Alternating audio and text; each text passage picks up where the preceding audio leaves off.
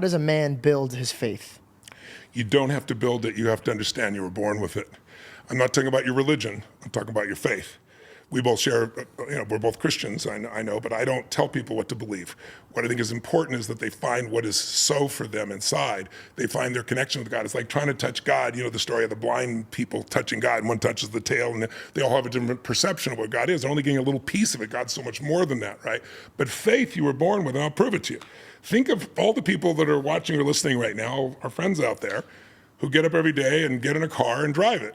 How the hell do you get up, drive a car 65 miles an hour down the street? Well, there's nothing but a yellow line dividing you from other people coming 65 miles an hour at you, and you know, every single day in every city on earth, people get killed because the person on this side crosses that line. They fell asleep, they're trying to text, they're upset, they're drunk.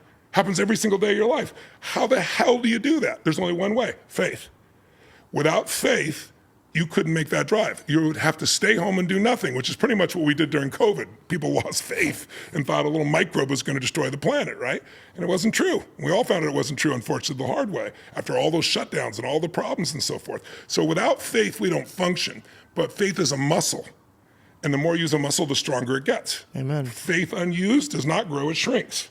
Courage unused does not grow, it shrinks. Passion unexpressed does not grow, it shrinks. So, but if you use more of it and you rely on it more, you discover it's there.